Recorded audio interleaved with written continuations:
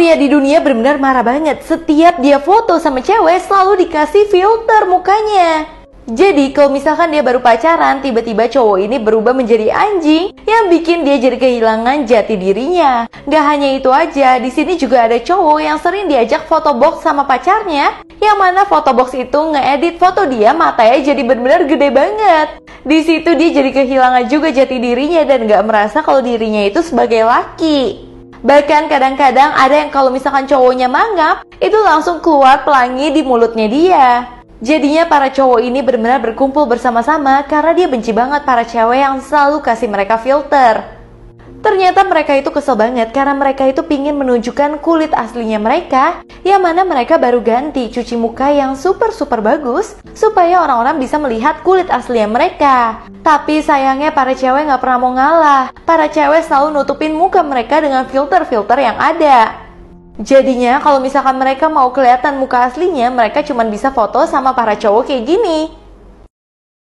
Guys, pingin dibayar 29 juta secara cepat, syaratnya cuma membiarkan 100 kecoa dikirim ke rumah kamu sekarang.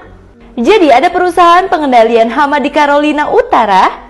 Jadi mereka mau membayar pemilik rumah sebesar 29 juta rupiah kalau mereka membiarkan 100 kecoa dilepas begitu aja disebar di rumahnya dia.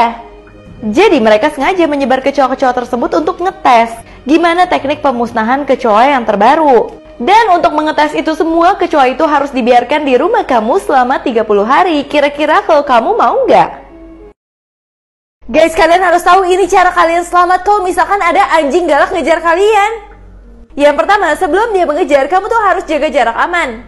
Jadi jangan pancing dia untuk tiba-tiba marah ke kamu. Yang kedua, pasti ya kamu jangan lari kalau misalkan dia mengejar kamu, karena semakin kamu lari, semakin dia akan mengejar kamu.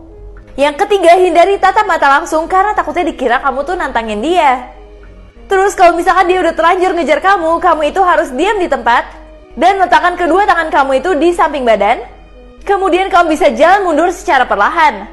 Dan yang pasti banget, kamu tuh jangan melakukan gerakan tiba-tiba kayak gini, karena itu makin memancing dia untuk bersikap agresif. Pelukis ini aneh banget, selalu nyimpan lukisan orang lagi megang keju sambil menangis. Ternyata karena ini guys. Jadi pelukis ini memang terobsesi banget sama keju. Jadi ya dia sering banget minta orang yang dia lukis untuk sambil megang keju. Nah orangnya udah gak tahan pingin makan keju tersebut karena udah pegel dong. Sampai kalau lukisannya udah selesai, dia boleh makan kejunya itu, tapi lukisannya gak boleh makan. Sehingga semua lukisan dia itu menangis karena gak bisa makan kejunya tersebut. Bahkan akhirnya dia harus mengulang lukisan lagi satu persatu karena semua lukisan dia itu menangis. Ternyata ini semua tuh hanyalah iklan keju doang. Saking enaknya kejunya, si lukisan itu pingin makan, dan ketika nggak dibolehin, lukisan itu akan menangis semuanya. Sedotan ini benar-benar panik banget ketika melihat ada bebek tenggelam. Bahkan bebek itu benar-benar kayak nggak bisa nafas gitu di kolam renang. Sampai akhirnya tiba-tiba sedotan itu menyeburkan dirinya sendiri dari gelas tersebut untuk masuk ke dalam kolam renang supaya dia bisa datang ke bebek tersebut sehingga bebek tersebut bisa nafas pakai sedotannya. Nah di situ bebeknya bersyukur banget karena sedotan itu datang menyelamatkan dia. Tapi si bebek itu bingung kenapa sedotan itu baik banget ke dia. Ternyata sebenarnya sedotan itu adalah ayah kandung dari bebek ini.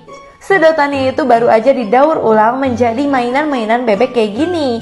Jadi secara nggak langsung bebek ini adalah anak dari sedotannya. Bingung banget ya sih guys? Bocil ini selalu dipaksa ngaca sama para hantu. Ternyata untuk ini guys. Jadi bocil ini memang suka banget ngaca melihat kecantikannya dia.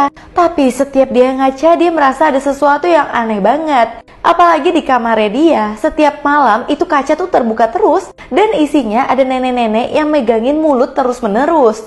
Di situ dia mulai takut dong, dia langsung tutup kacanya. Tapi kacanya terbuka lagi pingin dia untuk ngaca terus. Karena ternyata setiap dia ngaca, nenek-nenek itu jadi bisa keluar dari situ. Akhirnya keesokan pagi dia tanya ke ibunya, ada apa sebenarnya sama kaca di kamarnya dia.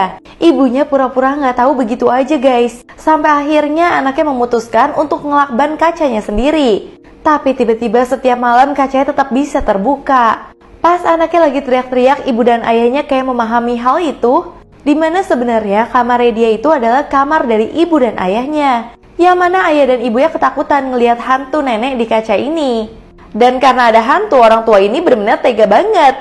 Dia nukerin kamar dia sendiri yang berhantu menjadi kamar anaknya supaya anaknya yang digentayangin aja. Itu semua karena orang tuanya benar-benar ketakutan sama hantu kaca tersebut. Setiap hari bocil ini dipaksa makan serangga sama gurunya sendiri ternyata karena ini guys. Jadi bocil ini memang pemakan serangga, tapi anehnya serangga tersebut gak ada yang pernah lihat sama sekali kecuali dirinya dan gurunya doang. Ternyata serangga tersebut cuma bisa dilihat oleh beberapa orang aja. Tapi ketika serangga itu menempel di diri orang-orang atau manusia lainnya, mereka akan merasakan sial yang parah banget. Jadinya bocil ini selalu makanin serangga yang dia lihat karena serangga tersebut nantinya akan membuat sial bagi teman-temannya. Untuk menolong semua umat manusia, akhirnya gurunya juga maksa dia untuk makanin serangga-serangga tersebut. Sampai akhirnya semua serangga-serangga yang tidak terlihat itu udah habis di sekolah dan anak itu dibawa ke rumah sakit karena perutnya sangat sakit. Untungnya di rumah sakit ada orang yang bisa melihat serangga tersebut dan serangga-serangga yang dia udah makan bisa dikeluarin.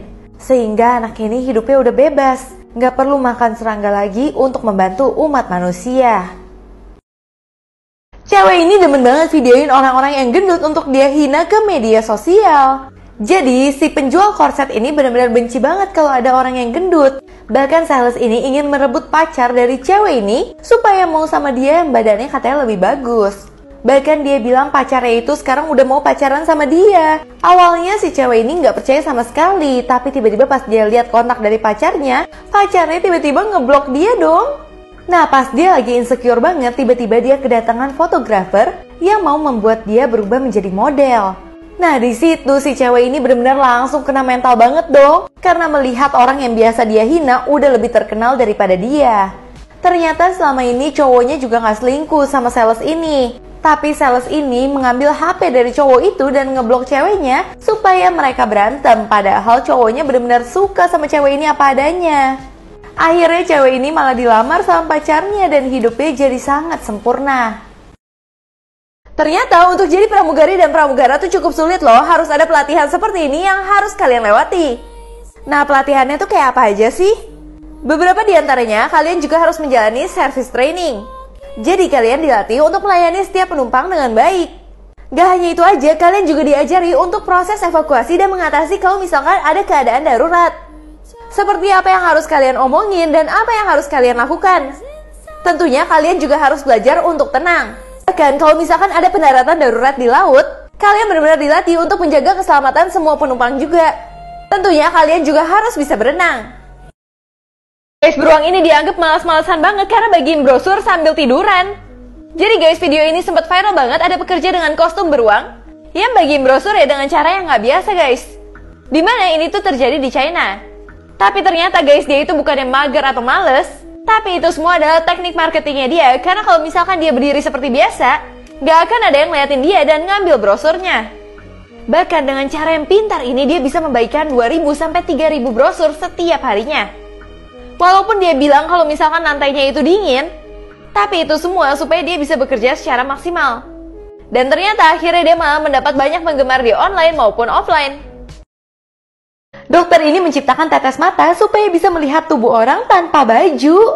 Jadi dokter ini benar-benar berambisi banget. Dia itu pingin menciptakan tetes mata ajaib, dimana dia pingin membuat mata dia kayak X-ray gitu. Bahkan dia itu nggak hanya ingin melihat apa yang ada di balik baju, tapi apa yang ada di balik badan. Supaya kalau misalkan dia itu ngelihat pasiennya, dia bisa lebih tahu lebih cepat pasiennya itu kenapa. Pertama-tama dia kasih percobaan dia ke monyet, tapi sayangnya monyet itu tiba-tiba malah mati. Akhirnya dia mencoba lagi supaya tetes matanya dia berhasil kali ini.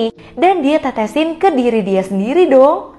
Dan tiba-tiba berhasil, si dokter ini bisa melihat semuanya nembus pandang dan bahkan dia bisa melihat semua orang itu tidak pakai baju. Tapi yang bikin dia senang dimana dia itu bisa melihat semua sakitnya orang tanpa dia itu harus melihat di dalam X-ray. Jadi matanya dia benar-benar ajaib banget.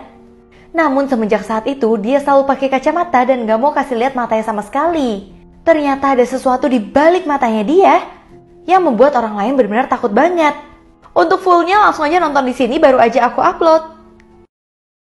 Seorang ibu datengin anaknya ke sekolah pas lagi makan siang. Pas ibunya dateng, ibunya kaget banget selama ini gurunya ngelakuin ini dong ke anaknya. Jadi di sini ada seorang ibu yang bingung banget kenapa anaknya setiap ke sekolah itu berasa kayak sedih banget. Akhirnya si ibu itu diem-diem datang ke sekolahnya untuk nyamperin anaknya saat lagi makan siang. Ternyata saat lagi makan siang anaknya itu dibully bukan karena teman-temannya tapi karena gurunya sendiri. Jadi saat dia lihat di kantin, si anaknya itu dipisahin sama anak-anak lainnya, dimana itu adalah hukuman untuk sekolah ini, dimana anaknya itu sering gak ngerjain PR dan telat masuk sekolah. Tapi menurut si ibu, hukumannya itu berlebihan banget, membuat anaknya stres dan merasa dibully. Bahkan anaknya itu jadi nangis terus-terusan karena stres itu.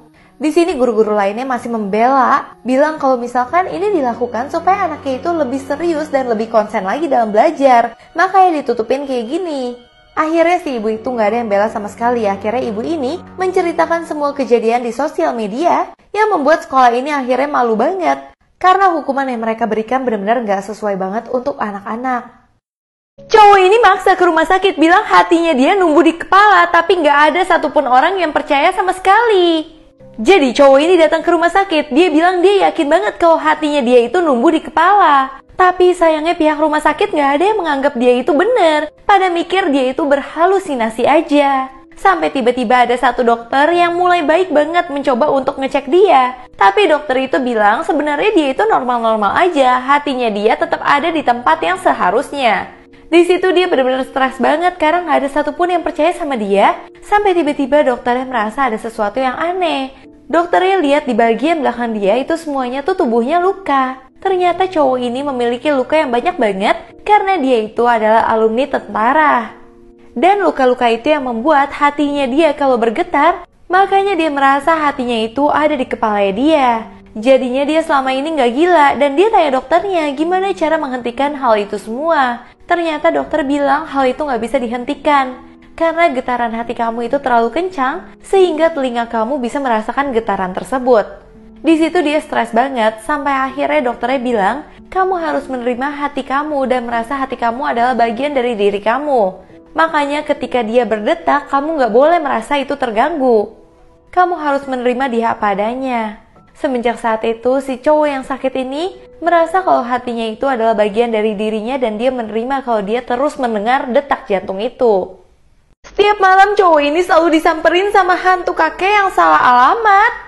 Jadi cowok ini lagi tidur nyenyak-nyenyak, tiba-tiba ada hantu kakek-kakek yang manggil dia dengan sebutan istri.